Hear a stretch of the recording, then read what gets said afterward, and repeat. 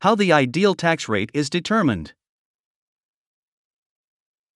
Developed by the economist Arthur Laffer in the 1970s, the Laffer Curve is a theoretical concept in economics that illustrates the relationship between tax rates and government revenue.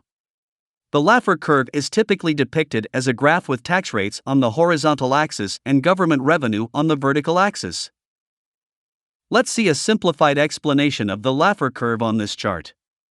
When tax rates are at 0%, the government collects no revenue because there are no taxes being levied.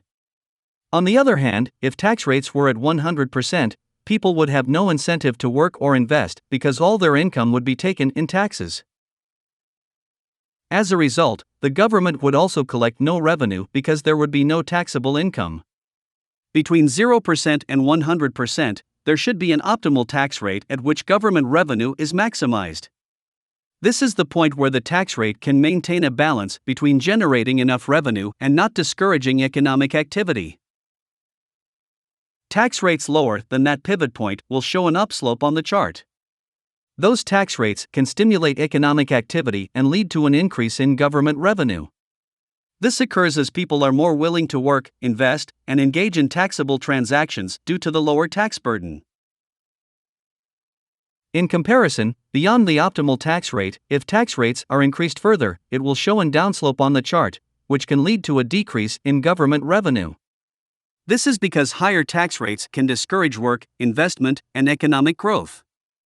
People may choose to work less, evade taxes, or engage in tax planning to reduce their taxable income.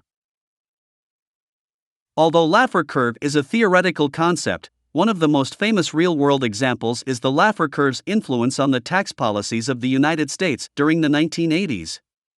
In the 1980s, the United States, under President Ronald Reagan, implemented significant tax cuts. These tax cuts were based on the belief that reducing tax rates, particularly for high-income individuals and corporations, would stimulate economic growth and lead to increased government revenue.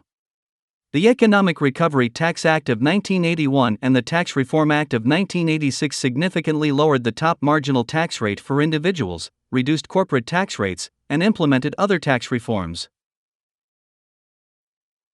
As a result of the tax cuts, there was a noticeable increase in economic activity. Economic growth and job creation were substantial during the 1980s. While tax rates were lowered, government revenue also increased over the decade.